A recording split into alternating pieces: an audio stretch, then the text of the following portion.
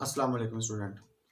आज का हमारा टॉपिक जो है वो क्लास 9th का chapter number 3 law of conservation of momentum.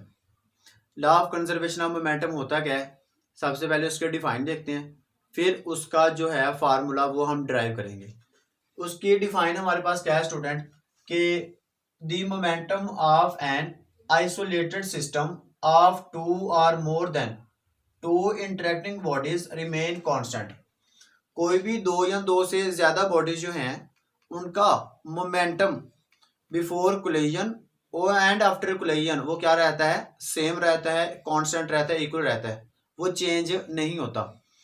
Isolated bodies कौन सी होती हैं? आइसोलेटेड बॉडीज ऐसी बॉडीज को कहते हैं जिन पर जब वो मूव कर रही हैं तो उन पर कोई भी एक्सटर्नल फोर्स जो है वो अमल ना कर रही हो, कोई भी बैरूनी फोर्स ना लग रही हो।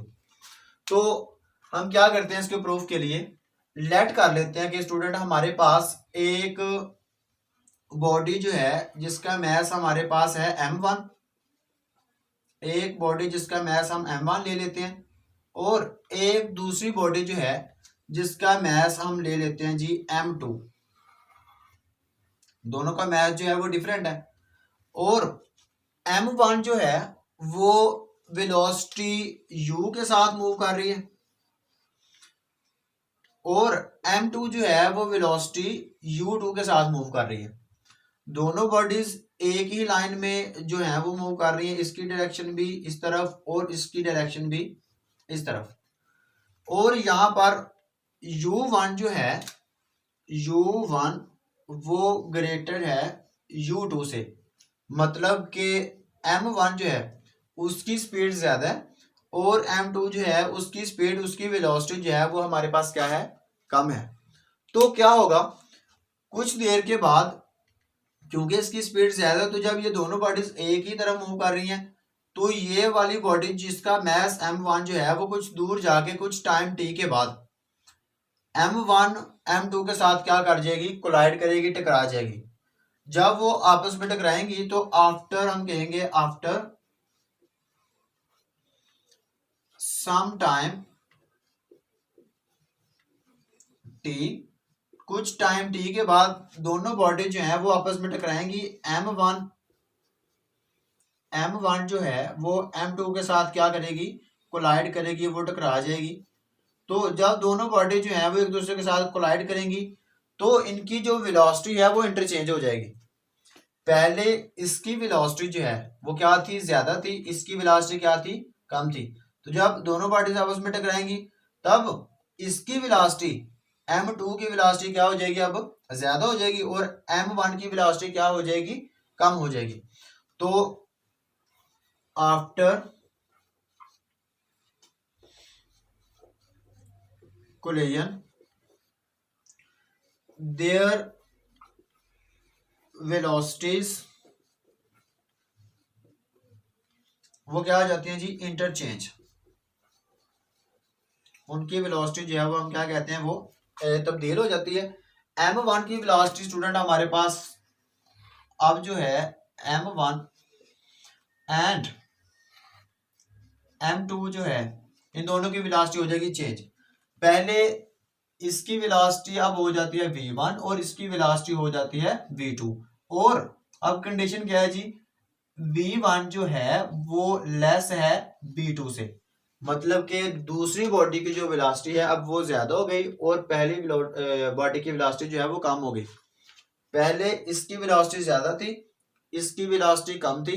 जब टकराएंगे तो ये अपनी जो है वो एनर्जी इसको दे देगा, मतलब कि अब कुछ फोर्स इस पर लगाएगा, इसलिए इसकी वेलोसिटी कम हो जाएगी और इसकी वेलोसिटी क्या हो जाएगी, ज्यादा हो जाएगी। तो कोलिजन के दौरान जो मोमेंटम में चेंजिंग आई है, मोमेंटम में जो तब्दीली आई है, वो तब्दीली जो है वो सेम रहेगी। जितनी टकराने से पहले दोनों बॉडीज का मोमेंटम था उतना ही दोनों बॉडीज का मोमेंटम टकराने के बाद होगा। तो इनिशियली पहले इसका चेक करते हैं। इनिशियली मोमेंटम जो था, initial momentum of m1, initial momentum m1 हमारे पास क्या था, m1 बॉडी का वो था स्टूडेंट m1 u1। क्योंकि इसकी वेलोसिटी हमारे पास u1 और इसका मास कितना है m1। सो मोमेंटम क्या है, product of mass and velocity. और इस वेलोसिटी जिसका मास हमारे पास था m2 और उसकी वेलोसिटी थी u2, इसका मोमेंटम क्या होगा, इनिशियल मोमेंटम ऑफ m2 वो हमारे पास स्टूडेंट होगा m2 and u2। So total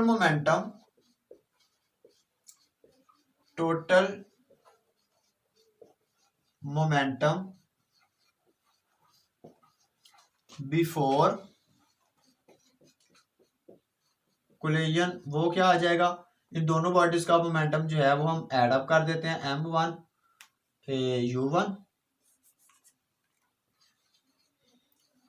u1 plus m2 and u2। ये हमारे पास स्टूडेंट मोमेंटम था बिफोर कोलिजन। जब दोनों बॉडीज आपस में टकराई आफ्टर सम टाइम t, तो उनकी वेलोसिटी जो है वो क्या हो गई, चेंज हो गई। सो अब m1 जो था उसका मोमेंटम कुछ और होगा और m2 जो बॉडी है उसका मोमेंटम कुछ और होगा। तो फाइनल मोमेंटम जो है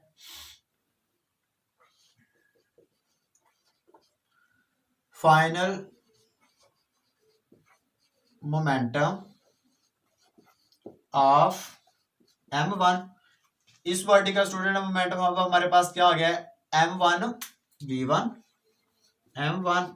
v1 and final momentum of m2, दूसरी बॉडी जिसका मास हमारे पास m2 था उसका मोमेंटम क्या होगा अब m2 और v2। और इन दोनों बॉडीज का जो है वो टोटल मोमेंटम कितना होगा, टोटल मोमेंटम आफ्टर कोलिजन, टकराने के बाद दोनों बॉडीज का मोमेंटम वो स्टूडेंट हमारे पास आ जाएगा, पहली बॉडी का मोमेंटम m1 v1 प्लस दूसरी बॉडी का मोमेंटम m2 v2। तो ये हमारे पास स्टूडेंट मोमेंटम था पहली बॉडी का बिफोर कोलिजन, और ये वाला मोमेंटम आया हमारे पास आफ्टर कोलिजन। अब डेफिनेशन में हमने क्या कहा था कि कोई भी आइसोलेटेड बॉडी जो है उसका मोमेंटम वो क्या रहता है, हमारे पास कांस्टेंट रहता है before collision and after collision. So before collision जो भी हमारे पास मोमेंटम है वो बराबर होगा आफ्टर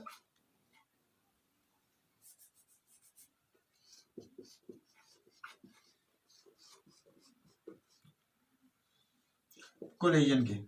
तो बिफोर कोलिजन स्टूडेंट हमारे पास मोमेंटम है ये वाला m1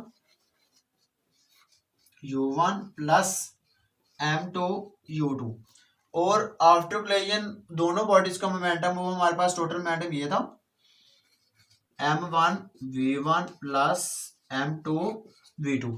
सो ये हमारे पास जो है इसको कहते हैं law of conservation of momentum. तो कोई भी आइसोलेटेड बॉडी उसका मोमेंटम बिफोर कोलिजन वो बराबर होता है हमेशा आफ्टर कोलिजन के। तो हमारे पास अगर बॉडी जो है उसका मास हमारे पास गिवन हो और उसकी वेलोसिटी जो है वो हमारे पास गिवन हो, तो उसकी मदद से हम क्या कर सकते हैं, उस बॉडीज का इनिशियल मोमेंटम और final momentum before and after वो हम फाइंड आउट कर सकते हैं।